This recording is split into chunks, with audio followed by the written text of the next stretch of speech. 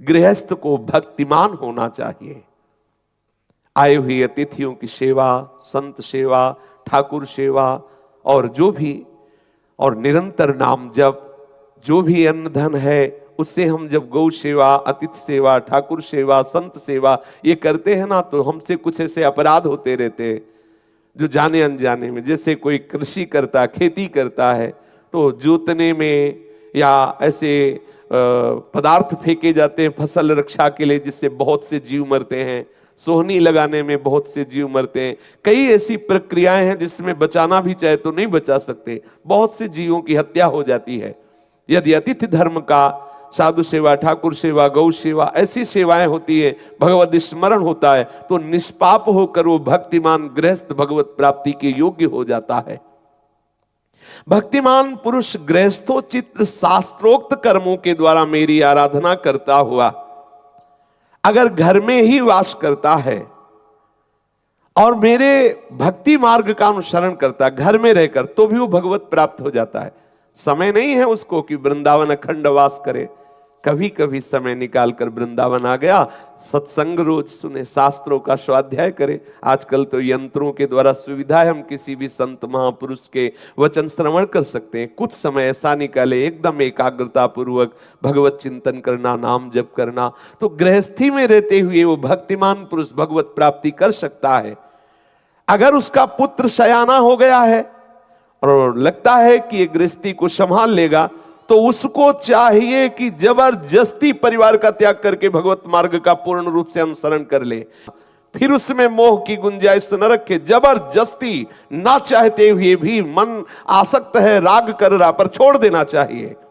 पुत्र शयाना हो गया, परिवार का भार उस पर छोड़ करके भगवत मार्ग का अनुसरण करे। और आजकल भगवत कृपा से ऐसे पुत्र होते हैं कि भार रखने की जरूरत ही नहीं है।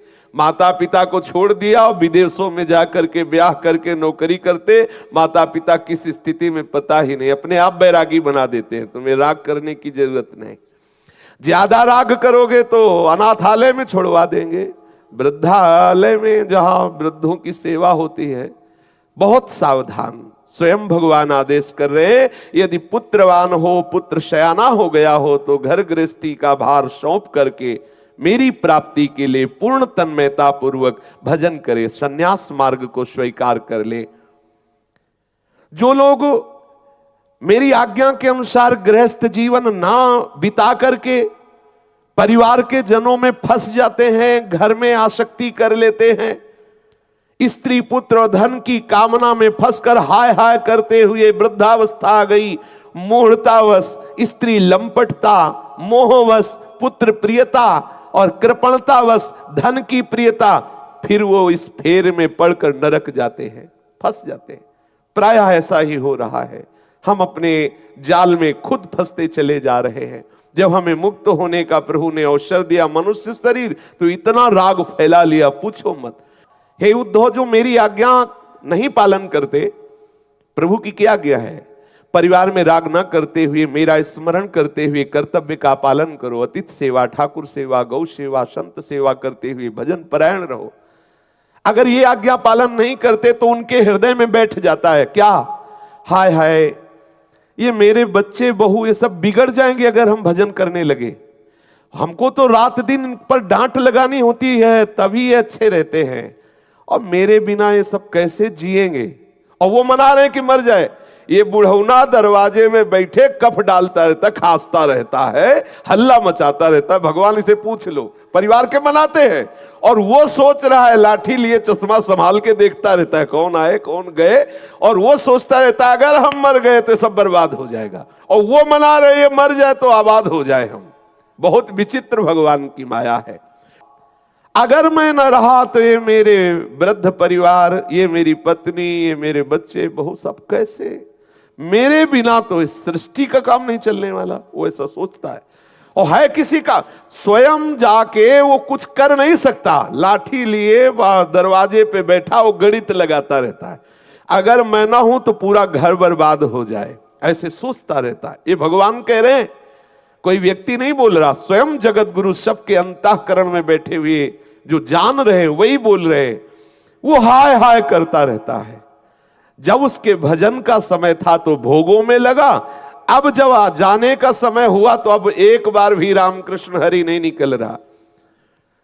एक बार पूज्य स्वामी श्री वामदेव जी महाराज अपनी मंडली के सहित विचरण कर रहे थे, तो देखा कि एक जवान आदमी एक बूढ़े को जूते से पीट रहा है और बूढ़ा बेचारा विकल हो रहा है। जब वो पीट के घर में गया तो स्वामी जी महाराज मंडली को रोके और अपना स्वयं गए अकेले। कहा, बाबा ये जो पीट रहा था ये कौन है? ऐसी दुष्टता, जवान होते हुए वृद्ध को पीट रहा था। बोले, तुम कौन हो? बोले, हम मंडली के साथ विचरण करते हैं, साधु वेशधारी हैं हम।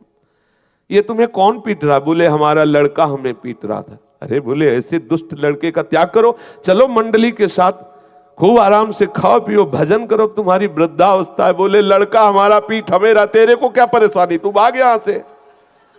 स्वामी श्री वामदेव जी महाराज प्रणाम किए कि हे हरि, तुम्हारी बड़ी विचित्र माया है। बड़े महापुरुष हुए स्वामी श्री वामदेव जी महाराज। बोले, बड़ी विचित्र, स्पष्ट आज्ञा कर रहे हैं मंडली में रहो। अब बुढ़ापा आ गया, देखो लड़का पीट रहा, काहे को ऐसे दुष्ट स्वभाव वाले लड़के के पास रहोगे? डांट दिया।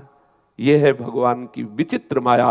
तेरे बिना ये बेचारे कैसे जिएंगे? सबके बेटा देख लो, यदि भगवत चरणों का आश्रय नहीं है तो यही दिमाग में बैठा है कि अब अगर मैं कहीं हटा तो पूरी सृष्टि गिर जाएगी, मेरे से ही है।